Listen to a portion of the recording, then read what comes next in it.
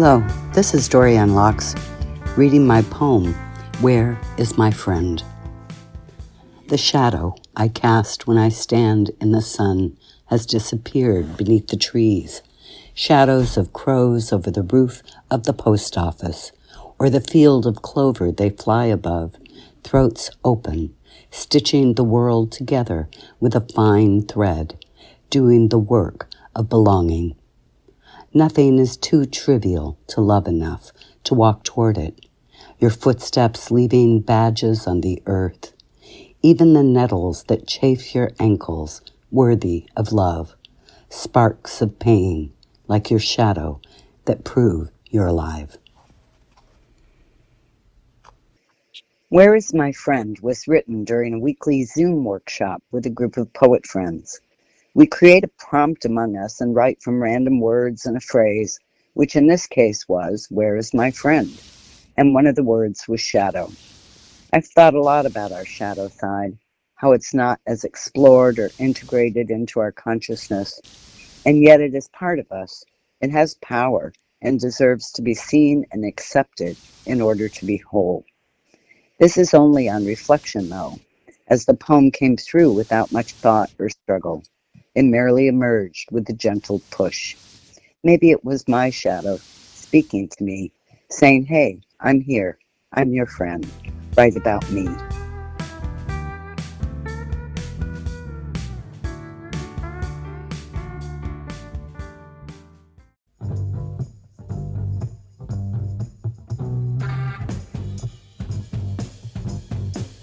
From the late 1960s to the mid-1970s, Three Dog Night was one of the more successful chart-topping American groups, with 21 Billboard Top 40 hits, 11 of which reached the top 10, and 3 hitting number 1. Three Dog Night was the late 1967 brainchild of 3 LA-based lead singers, Danny Hutton, Corey Wells, and Chuck Negron. The plan was to combine the talents of these 3 into a cohesive trio of singers. Completing the band were musicians Joe Shermy, Floyd Sneed, Michael Alsop, and Jimmy Greenspoon. The group was signed to Dunhill Records in 1968 and set about recording their first album. Three Dog Night's Inland Empire debut took place on August 21, 1968. It occurred at the Inland Pop Festival staged at the Swing Auditorium in San Bernardino. Other groups appearing were Steppenwolf, The Grassroots, Chicago Transit Authority, Waller, and IE group Sunny Love and the Soul Congregation. Both Three Dog Night and Chicago had yet to release their first albums. Note that in the Sun article, Three Dog Night was misidentified as Three Dark Nights. Three Dog Night's first studio album was released in October 1968. It featured songs either originally performed by or composed by Harry Nilsson, Steve Winwood and Jim Capaldi of Traffic, Lennon and McCartney, Robbie Robertson of the band, Johnny Guitar Watson, Randy Newman, Tim Hardin, Neil Young, and Otis Redding. They would continue to use material written by outside composers. The band's first national hit was Try a Little Tenderness, that reached number 29, and their first top 10 hit was One, which peaked at number 5. Three Dog Night's second appearance at the Swing Auditorium was on April 26, 1969. They were second billed to San Francisco group Jefferson Airplane. Also playing that night were It's a Beautiful Day and Lee Michaels. It's a Beautiful Day was another San Francisco-based group that would release its first album in June 1969. They were noteworthy for being one of the early rock bands to feature a violin as a lead instrument. Los Angeles-born Lee Michaels was a singer, keyboardist, and guitarist. He was to release his breakthrough third album in November 1969. In addition to opening for Jefferson Airplane at the Swing Auditorium, He also opened for Janis Joplin and Creedence Clearwater Revival before becoming a headline attraction himself in the IE. But it was not all major concert venues for Three Dog Night. Their next IE show on May 15, 1969, was to be at the University of California, Riverside. A week before the concert, a San Bernardino Sun newspaper article reported that Three Dog Night were playing a spring celebration dance at the UCR Campus Commons cafeteria from 8 p.m. to midnight. Admission was $2 for students and $3 for the public.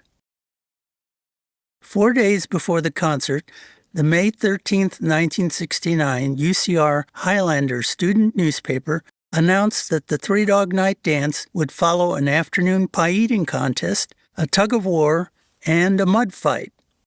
Three Dog Night's second studio album, Suitable for Framing, was released in June 1969. It featured 3 top 15 hits: the number 10, Eli's Coming, number 4, Easy to Be Hard, and number 15, Celebrate. September 1969 was a milestone for Three Dog Night. It was their third appearance at the Swing Auditorium, first time as a headliner. Also on the bill were the bands Pacific Gas and Electric and Fields. Second billed Pacific Gas and Electric was an LA blues rock band whose single Are You Ready reached number 14 on the national charts when released in May 1970. Opening band Fields was an American power trio that released their only album in 1969 during their short-lived career. On the day of the concert, this ad appeared in the local newspaper. Tickets for the Swing Auditorium show were $3.50 in advance and $4 at the door. It was a well-attended concert, drawing over 4,000 fans. There was an account of the show in the September 30th San Bernardino Sun B section second front page. Sun-Telegram staff writer Tom Green wrote, 2,000 people are out of their seats and pressed toward the stage. They stretch their arms high above themselves and snap their fingers to the electric sound. Girls climb onto the shoulders of boys for a better view, never missing a beat. The tempo increases. The singing bounces off the walls. Suddenly, the scene is frightening. Reporter Green continued, hundreds of people are crushed against the front of the stage. One girl, then 2 girls, then 3 hoist themselves onto the stage and sit down in front of the performers. More follow. Police, the group's managers, move on them quickly, trying to force them back down. But all the action wasn't only happening inside the Swing Auditorium. Outside, a concert-goer found himself short of funds for a pair of tickets. His solution? Steal a car from the parking lot and rob a service station across the street. As the article reported, there he produced a German Luger and demanded $15, the price of 2 tickets with Coke money to spare, from attendant Gary L. Clover. Clover went over to the full cash box and took out only $15, police said. The bandit explained to Clover that he needed the money to get into the concert starring the Three Dog Night. The thief was never apprehended, and apparently he and his date enjoyed the concert and Cokes. In Part 2, a look at more Three Dog Night appearances in the Inland Empire from 1970 to 1971.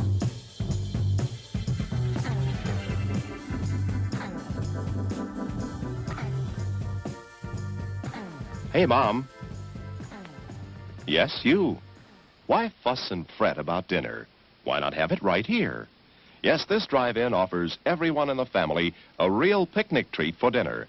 We've got delicious sandwiches with all the trimmings and your other dinner favorites, plus whatever you want to drink, hot or cold. Come early before the show starts, or eat while you're being entertained, or at intermission time. So why fuss? Give your family a tasty dinner at this drive-in.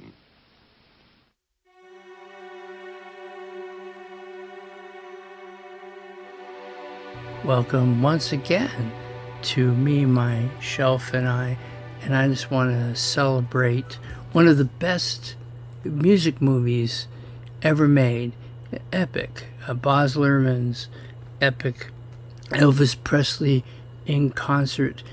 Hopefully it's still in theaters for you, because it's just a powerful statement about who Elvis really is. You know, Baz Luhrmann had the biopic about Elvis, and it was, rightly celebrated as a good movie. But this is better.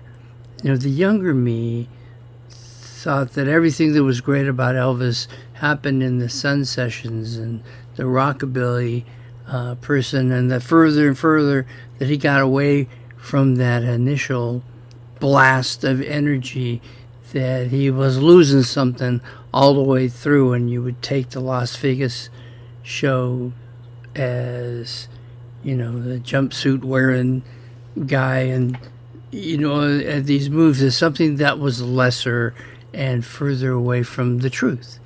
And what Baz Luhrmann does in this discovered footage of Elvis performing from a variety of eras, but all within the Las Vegas context, to the rehearsals and then some of the earlier shows to some of the later shows.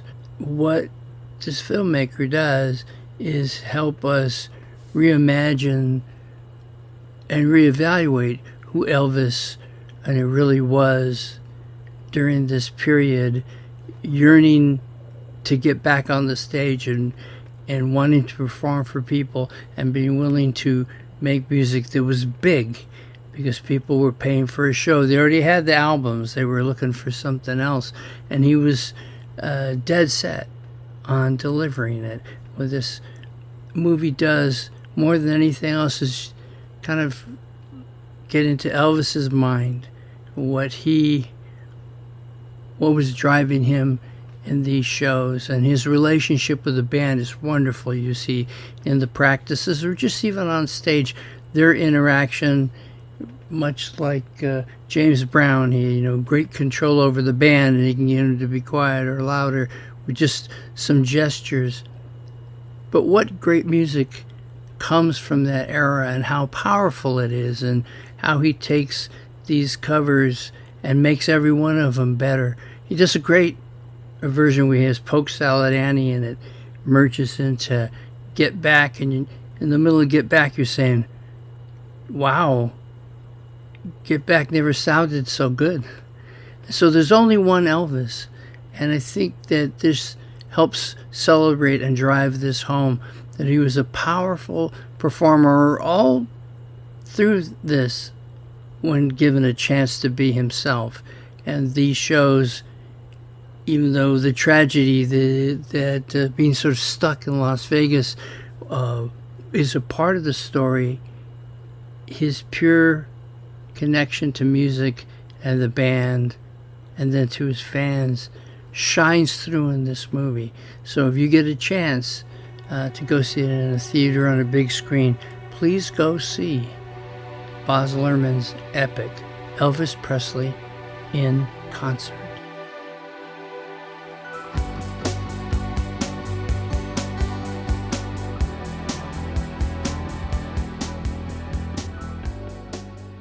Very quick story how I wrote this song.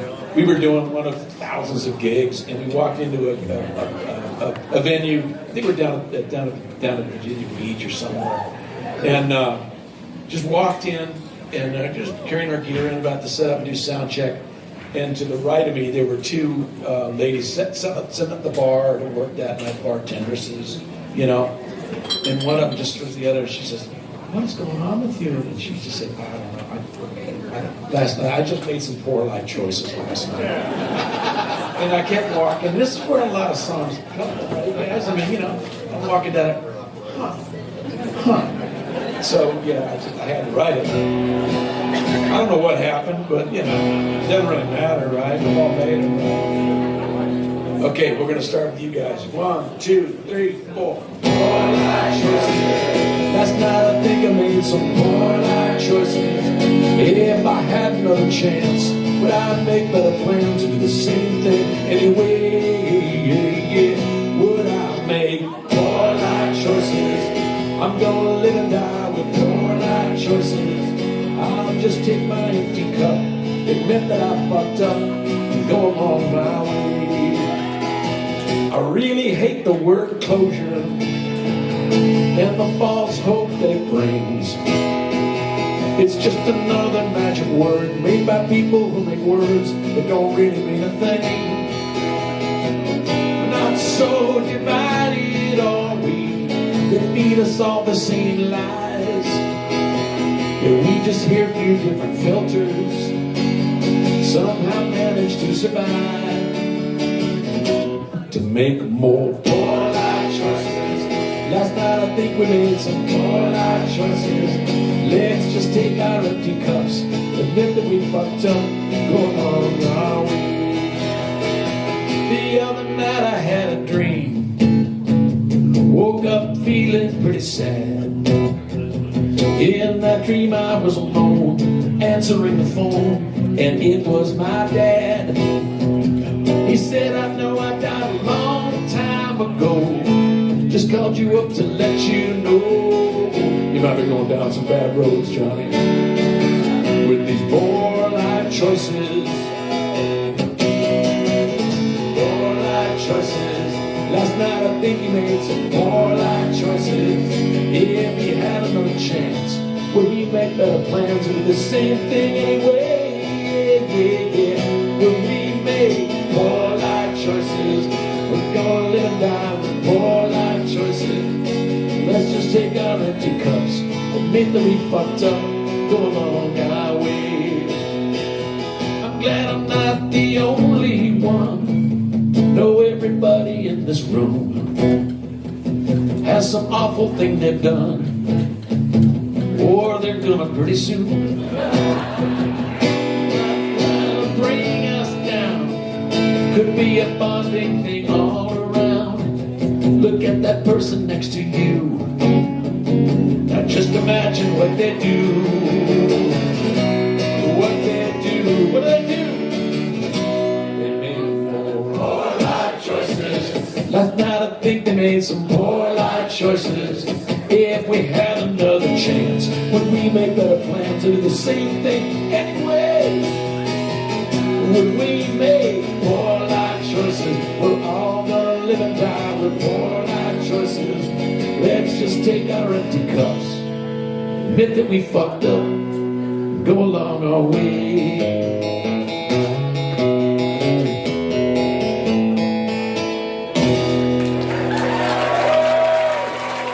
Thank you. Well done, singers.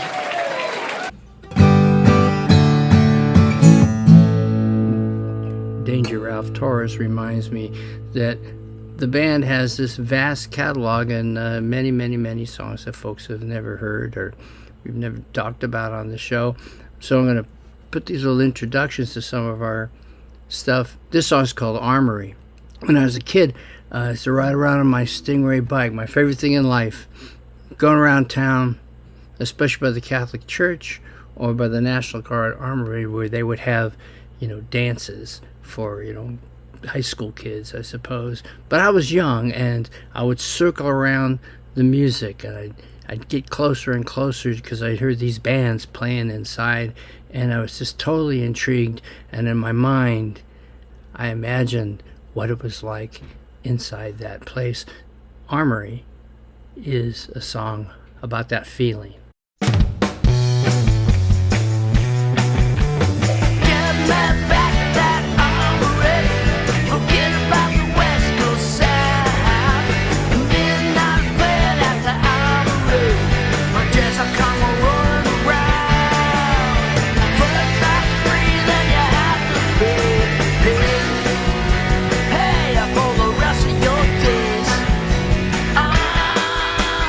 Got like chaps that